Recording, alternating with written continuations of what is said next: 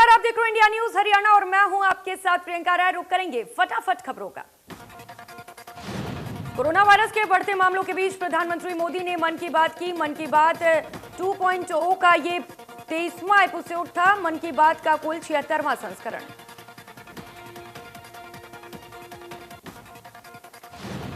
PM Modi ने कहा कि कोरोना की दूसरी लहर ने देश को झकझोर दिया है। उन्होंने कहा कोरोना वायरस देश के लोगों के धैर्य और दुख सहने की सीमा की परीक्षा ले रहा है।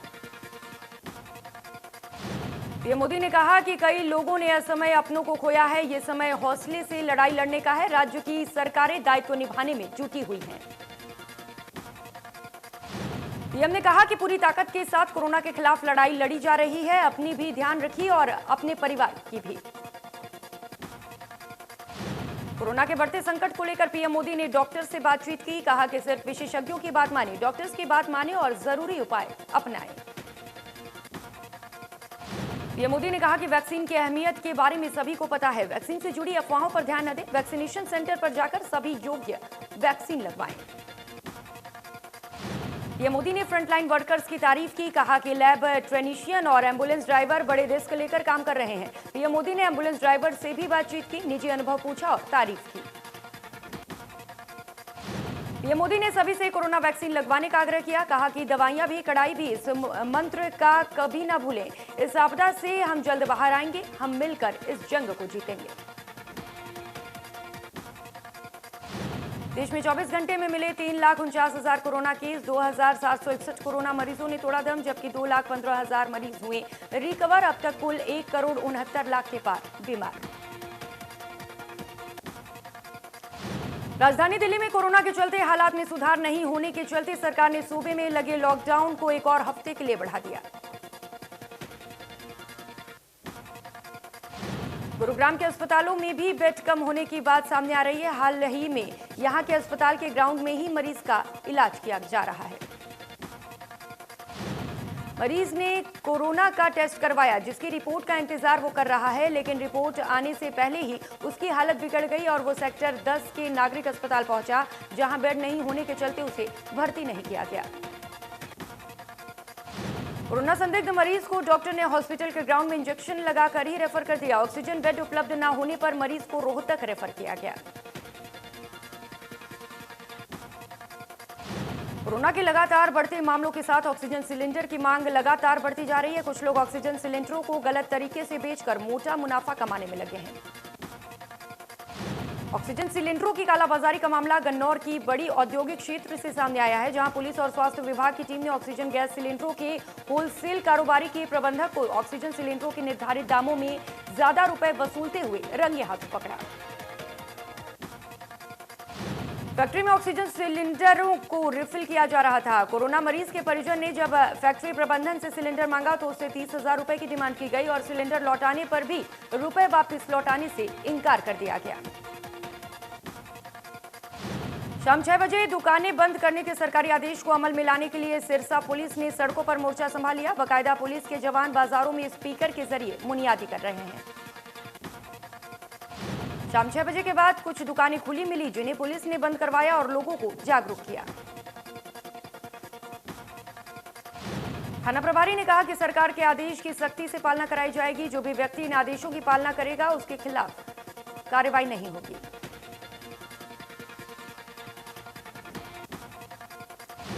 इंजीनियरिंग कार्य के ठेकेदारों की सुविधा के लिए मुख्यमंत्री मनोहर लाल ने सभी इंजीनियरिंग कार्यों के लिए राज्य स्तरीय आईटी समाधान के Haryana engineering works portal launch करने की स्वीकृति दी।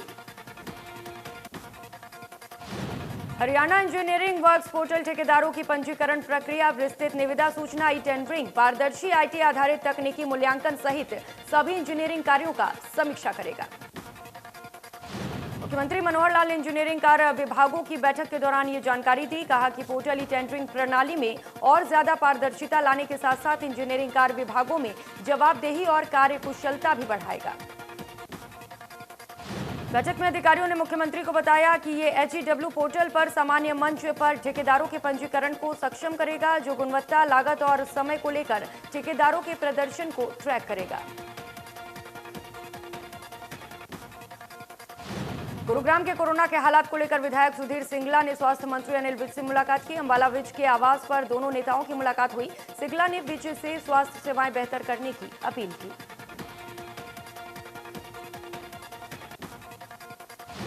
सीएम फ्लाइंग की टीम ने रेवाड़ी में एक मोबाइल गोदाम पर छापेमारी कर रेमडेसिविर इंजेक्शन जब्त किया। सीएम फ्लाइंग ने इस दौरान 2 लोगों को गिरफ्तार किया है। गिरफ्तार किए गए शख्स में से एक रेमडेसिविर बेच रहा था, दूसरा शख्स निजी अस्पताल का कर्मचारी बताया जा रहा है जिसने बेचने के लिए इंजेक्शन मुहैया कराए थे। सीएम फ्लाइंग के मुताबिक रेमडेसिविर इंजेक्शन को 23,000 रुपए में बेचे जा रहे थे, जबकि इसकी कीमत 2,450 रुपए है। इंद्री के राधा स्वामी सत्संग भवन में दूसरा मेगा कोरोना वैक्सीनेशन कैंप लगाया गया। इस दौरान कई लोगों ने वैक्सीन लगवाई, साथ ही लोगों को भी वैक्सीन लगवाने के लिए जागरूक किया। इंद्री सरकारी अस्पताल के डॉक्टर्स ने मेगा कैंप में लोगों को वैक्सीन लगाने के साथ कोरोना से बचाव के उपाय भी दिए। डॉक्टर्स ने लोगों से कहा कि सरकारी अस्पताल में हफ्ते के 7 दिन वैक्सीन लगाई जा रही है। डॉक्टर पंकज काम्पोज ने कहा कि 1 मई से 18 साल के ऊपर के युवाओं को भी वैक्सीन लगाई जाएगी। इसके लिए स्वास्थ्य विभाग पूरी तरह से तैयार है। उन्होंने कहा कि कोरोना के बढ़ते मामलों के कारण लोगों को लापरवाह नहीं होना है। हमें कोरोना से बचाव के लिए मास्क का प्रयोग जरूर करना है।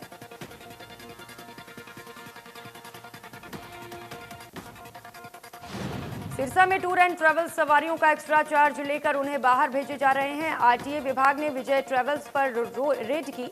नाइट कर्फ्यू के दौरान खुली एजेंसी को बंद कराया गया। इस दौरान चेतावनी दी गई कि अगर नियमों का उल्लंघन किया गया तो कानूनी कार्रवाई की जाएगी। आरटीए अधिकारी ने बताया कि अभी तक कोई शिकायत नहीं है।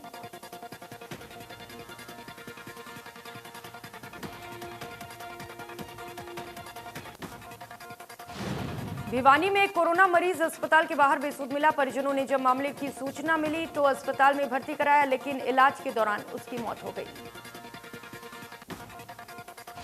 मृतक के भाई उमेद ने उसकी मौत के लिए डॉक्टर्स की लापरवाही बताया है। साथ ही सूबे के स्वास्थ्य मंत्री अनिल विज से सख्त कार्रवाई की मांग की है। आइसोलेशन वार्ड से मरीज के गायब होने को लेकर सीएमओ डॉक्टर कृष्ण कुमार ने जांच कमेटी बैठाई है और जांच के बाद कार्यवाही का भरोसा दिया है। जिले में ऑक्सीजन की सप्लाई करने वाले ट्रेडर्स, वेंडर्स, डीलर्स की बैठक को संबोधित करते हुए उपायुक्त डॉक्टर गरिमा मित्तल ने कहा कि सभी वेंडर, ट्रेडर, डीलर्स ऑक्सीजन की समुचित आपूर्ति को लेकर पूरी तरह मुस्तैद रहें। इसी ने कहा कोरोना के प्रभाव से उत्पन्न किसी भी आकस्मिक परिस्थिति से निपटा जा सके। किसी भी प्रकार की दिक्कत होने पर जिला प्रशासन को समय रहते सूचित करें। उन्होंने कहा कि स्वास्थ्य की दृष्टि से आमजन की सुरक्षा हम सबका नैतिक दायित्व है और इस संबंध में किसी भी प्रकार की कोई भी लापरवाही बर्दाश्त नहीं की जाएगी।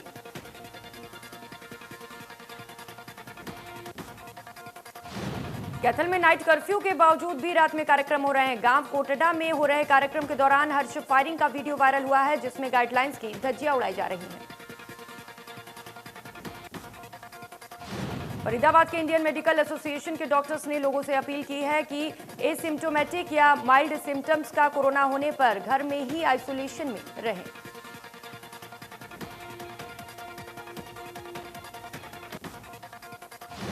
डॉक्टर्स का कहना है कि लोग आइसोलेशन में रहकर ही डॉक्टर की सलाह से दवाइयां लेते रहें। हालात खराब होने पर ही हॉस्पिटल में भर्ती हों। डॉक्टर्स का कहना है कि सेहत में सुधार होने पर अस्पताल से जल्दी डिस्चार्ज ले लें, क्योंकि डॉक्टर्स का मानना है कि हेल्थ सिस्टम पर दबाव बढ़ रहा है। भिवानी के बाग कोठी इलाके में शिविर लगवाकर विधायक घनश्याम सर्राफ समेत 150 लोगों ने वैक्सीन लगवाई। वैक्सीनेशन को लेकर लोगों में जबरदस्त उत्साह देखा गया। वैक्सीन की पहली डोज लगवाने के बाद विधायक घनश्याम सर्राफ ने कहा कि लोग वैक्सीन को लेकर भ्रमित न हो, वैक्सीनेशन के लिए आगे आए। विधायक सर्राफ ने कहा कि वैक्सीन लगवाने के बाद भी सोशल डिस्टेंसिंग और मुंह पर मास्क लगाना ना भूलें। दोनों चीजें अपनाकर ही कोरोना वायरस की चेन को तोड़ा जा सकता है।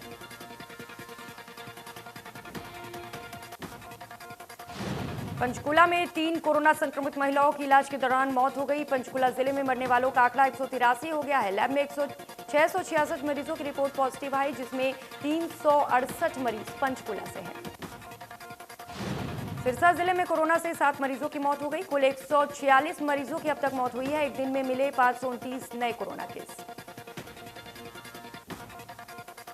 हरियाणा सरकार के पर्याप्त मात्रा में ऑक्सीजन के दावे रेवाड़ी में फेल हो गए। रेवाड़ी के विराट हॉस्पिटल में ऑक्सीजन की कमी से 4 कोरोना मरीजों की मौत हो गई। आधे घंटे बाद ऑक्सीजन की गाड़ी अस्पताल पहुंची। अस्पताल प्रबंधन का कहना है कि अस्पताल को जो 20 सिलेंडर मिले हैं उससे 1 घंटे तक ही पूर्ति हो पाएगी। इस अस्पताल में 100 से ज्यादा मरीज भर्ती हैं। प्रशासन को लगातार सूचित किया जा रहा है। यमुनानगर के उपायुक्त मुकुल कुमार और पुलिस अधीक्षक कमलदीप गोयल ने शहर के कई इलाकों का निरीक्षण किया। इस दौरान उन्होंने शाम 6 बजे के बाद जरूरी चीजों को छोड़ सभी तरह की दुकानों को बंद रखने के निर्देश दिए। फरीदाबाद जिले में कोरोना मरीजों की संख्या में बेतहाशा बढ़ोतरी। 1530 नए मरीजों की पुष्टि, 934 मरीज रिकवर, 10 मरीजों की मौत।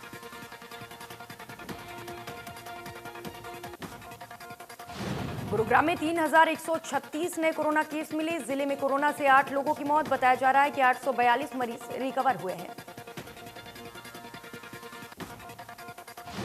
सोनीपत में शराब के ठेकों पर कोरोना नियमों की धज्जियां उड़ाने का मामला सामने आया। सुभाष चौक पर शराब का ठेका 6 बजे के बाद भी खुला मिला। प्रदेश में 6 बजे के बाद सभी दुकानें बंद करने का आदेश है।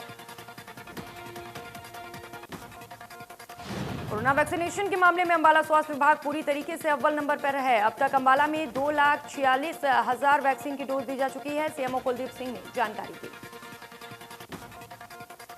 सीएमओ के मुताबिक अंबाला में वैक्सीनेशन का काम युद्ध स्तर पर लगातार जारी। 1 मई से 18 साल से ऊपर वालों को वैक्सीनेशन दी जाएगी। उसके लिए अंबाला स्वास्थ्य विभाग पूरी तरह से तैयार है। सीएमओ ने बताया कि स्वास्थ्य विभाग हर सोमवार मेगा वैक्सीनेशन ड्राइव चलाता है। लगातार हमारी यही कोशिश रहती है कि युद्ध स्तर पर ज्यादा से ज्यादा लोगों को वैक्सीनेट किया जाए। महम बीडीओ ब्लॉक में स्वामित्व स्कीम के तहत लाल डोरे के अंदर आने वाली जमीन का मालिकाना हक दिए जाने पर लोगों ने सरकार का धन्यवाद किया। महम पंचायत सचिव ने 8 गांवों के ग्रामीणों को उनकी जमीनों की रजिस्ट्री बांटी। सचिव ने बताया कि आने वाले वक्त तक पूरे ब्लॉक के अंदर लाल डोरे की जमीन को मालिकों को उनका मालिकाना हक दिया जाएगा। अंबाला में सर्व समाज जागृति मंच ने महात्मा ज्योति फूले और डॉक्टर भीमराव अंबेडकर जयंती समारोह आयोजित किया। समारोह का नाम किसान मजदूर एकता सम्मेलन रखा गया। कार्यक्रम में भाकियू प्रदेश अध्यक्ष गुरनाम चढ़ूनी मुख्य अतिथि के तौर पर शामिल हुए। गुरनाम चढ़ूनी ने सभी वर्गों के लोगों से किसान आंदोलन का समर्थन करने की अपील की। भाकियू प्रदेश अध्यक्ष गुरनाम चढ़ूनी ने कहा कि इस देश में सभी शोषित लोग एक मंच पर आकर शोषण करने वालों के खिलाफ लड़े। दिल्ली में चल रहा किसान आंदोलन सिर्फ किसानों का नहीं, अनाज खाने वालों का भी है। कोरोना के सवाल पर चढ़ूनी ने कहा कि अगर सरकार वाकई में किसानों की चिंता करती है तो जल्द अपने कानूनों को वापस ले ताकि किसान अपने घर चले जाए। संसद कूच के सवाल पर चढ़ूनी ने कहा कि फिलहाल कोरोना के देखते हुए संसद कूच स्थगित कर दिया गया है, क्योंकि किसानों का विरोध करने वाले बुद्धिजीवी लोग किसानों को कोरोना का हवाला देते हुए बदनाम करेंगे। किसानों के कोरोना टेस्ट और वैक्सीनेशन पर गुरनाम चढ़ूनी ने कहा कि हाल ही में अधिकारियों के साथ मीटिंग हुई थी। जो किसान अपनी मर्जी से वैक्सीन लगवाना चाहता है वे लगवा सकते हैं। विधायक सोमवीर सांगवान यमुनानगर पहुंचे। उन्होंने सरकार से तीनों कृषि कानून वापस लेने की मांग की। उन्होंने कहा कि सरकार अपनी कमजोरी को दूर करे और बिना देरी किए सामने आए।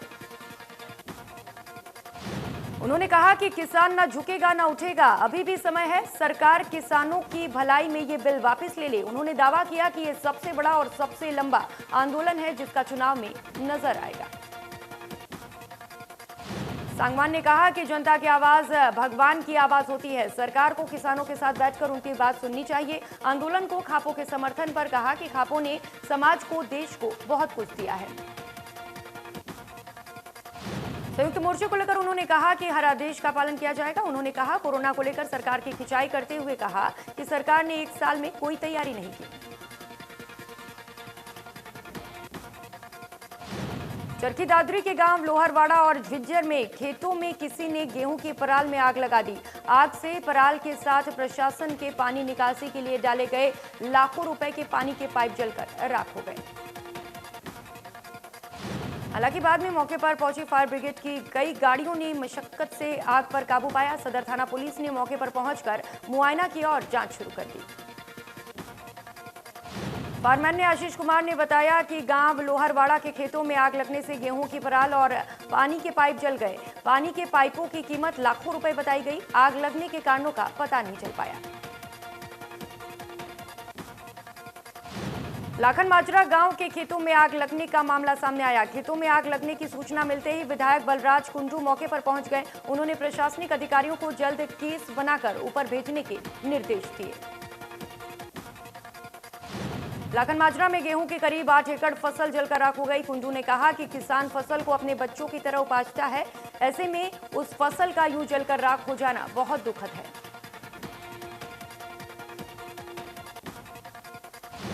मंडी डबौली में चोरों ने डाकघर को निशाना बनाया और लाखों रुपए चुराकर रफू चक्कर हो गए। चोर डाकघर की 15 फीट ऊंची दीवार फांदकर अंदर घुसे और तिजोरी का ताला तोड़कर 2 लाख रुपए ले उड़े। कैथल के एसपी लोकेंद्र प्रताप सिंह ने कहा कि फिरौती के मामलों में 3 लोगों को गिरफ्तार किया गया है, जिसमें से एक दिल्ली पुलिस का हेड कांस्टेबल भी है।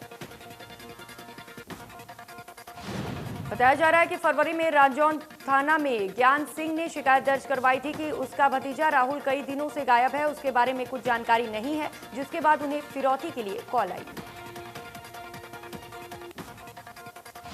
मामले की जांच को आगे बढ़ाया गया तो जानकारी मिली कि दिल्ली के पश्चिम बिहार थाने में एक महिला ने राहुल के खिलाफ रेप के मामले में शिकायत दर्ज करवाई है और पीछा छुड़ाने के लिए 10 लाख रुपए के लिए ब्लैकमेल किया जा रहा है। करनाल में कर्ण लेक के पास सरकारी पेट्रोल पंप के 2 कर्मचारियों से 15,35,974 रुपए की लूट करने वाले 3 में से एक आरोपी को गिरफ्तार कर लिया गया है। घटना को 12 अप्रैल को अंजाम दिया गया था। पुलिस ने आरोपी से एक अवैध देसी कच्चा और कार भी बरामद की है। 2 अन्य आरोपियों की पुलिस तलाश कर रही है। आरोपी ने वारदात को पूरा खुलासा कर दिया है।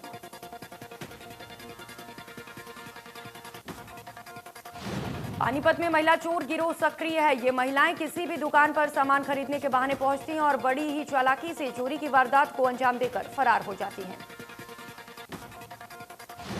जाटल रोड पर महिला चोर गिरोह ने डिजाइनर सूट स्टोरी पर चोरी की वारदात को अंजाम दिया। दुकानदार की बेटी ने सारा मामला देख लिया। जैसे ही उन्हें पकड़ने की कोशिश की, वो ऑटो में बैठकर फरार हो गई। हालांकि पकड़ में आई 2 महिलाओं ने बाद में उन्हें 1500 रुपए देकर पीछा छुड़ाने की कोशिश की, लेकिन उन्होंने बताया कि कुछ समय पहले ये महिलाएं उनकी दुकान से लगभग 20,000 का सामान चोरी कर चुकी हैं। गुरुग्राम के सेक्टर 52 वजीराबाद के पास बनी झुग्गियों में अचानक आग लग गई। तेज हवाओं ने आग से करीब 100 झुग्गियों को जला दिया। मामले की सूचना मिलने के बाद फायर ब्रिगेड की गाड़ियों ने मौके पर पहुंचकर काबू पाया। करीब 10 दमकल की गाड़ियों की मदद से 4 घंटे में आग पर काबू पाया गया। तब तक आग से करीब 125 झुग्गियों को राख हो चुकी थी। गनीमत रही, हादसे में कोई हताहत नहीं हुआ। भिवानी जिले के गांव लोहारी जाटू में किसान राकेश ने फसल उगाने के लिए ओमवीर नाम के शख्स से खेत ठेके पर लिया, लेकिन पानी की कमी होने के चलते फसल खराब हो गई, जिससे वो जमीन के पैसे नहीं चुका सका। राकेश ने आरोप लगाया है कि ओमवीर ने उसके पीछे से गेहूं की फसल काटकर बेच दी, साथ ही परिवार वालों से मारपीट भी की। मामले में बवानीखेड़ा थाने में शिकायत दर्ज कराई गई है। कैथल पुलिस ने पंजाब से स्नैचर गिरोह का पर्दाफाश किया है। गिरफ्तारी हुई है। गिरफ्तार किए गए गैंग ने कैथल में कई स्नैचिंग की वारदात को कबूल किया है। पुलिस ने सोने की ज्वेलरी बरामद की है। पुलिस के मुताबिक दोनों आरोपी वारदात के वक्त अलग अलग बाइक का इस्तेमाल करते थे। पुलिस ने दोनों बाइक को जब्त कर लिया है। एक तरफ कोरोना महामारी में जहां लोगों को अस्पताल बेड नहीं मिल पा रहा, वहीं थैलेसीमिया जैसी बीमारी के मरीजों को ब्लड के लिए परेशान होना पड़ रहा है। ऐसे में डिवाइन चैरिटेबल ब्लड सेंटर ने ब्लड कैंप का आयोजन किया। डिवाइन चैरिटेबल ब्लड सेंटर के ब्लड कैंप लगाने के मकसद से थैलेसीमिया जैसे रोगियों को आसानी से ब्लड उपलब्ध हो सकेंगे। संस्था के पदाधिकारी जय कुमार ने बताया कि महामारी के इस दौर में थैलेसीमिया से ग्रस्त बच्चों के लिए रक्त की भारी कमी हो रही थी, जिसके चलते ये कैंप लगाया गया। सिरसा में बाबा भुम्मन शाह चौक पर यूनियन बैंक के एटीएम में आग लग गई। बताया जा रहा है कि शॉर्ट सर्किट की वजह से हादसा हुआ। मौके पर पहुंची फायर ब्रिगेड की गाड़ी ने आग पर काबू पाया। बैंक मैनेजर के मुताबिक आगजनी की घटना से एटीएम मशीन, फर्नीचर, एसी, पंखा समेत कई सामान जलकर राख हो गए। घटना से करीब 12 लाख रुपए का नुकसान हुआ। मामले में एफआईआर दर्ज करा ली गई है। कुरुक्षेत्र के बाबेन खंड के गांव बीड़ मंगोली में गैस सिलेंडर लीक होने से एक मकान में आग लग गई। आग इतनी भयानक थी कि थोड़ी ही देर में घर में रखा सामान जलकर राख हो गया। हादसे की जानकारी देते हुए सुखबीर सिंह ने बताया कि खाना बनाने के लिए सिलेंडर को ऑन किया गया तो आग लग गई। गांव वालों की मदद से आग पर काबू पाया गया। रादौर के गांव बरसान की रहने वाली रूपा काम्बोज की टैक्सेशन इंस्पेक्टर के पद पर नियुक्ति हुई है। रूपा के पिता पेशे से किसान हैं। बेटी कामयाबी से परिवार में खुशी का माहौल है। रूपा के मुताबिक समाज में बेटियों को कम आंका जाता है, लेकिन लड़कियां भी वही मुकाम पा सकती हैं जो लड़के, बशर्ते कि लक्ष्य को हासिल करने का दृढ़ संकल्प होना चाहिए। रूपा ने कहा कि कामयाबी से काफी गर्व महसूस हो रहा है।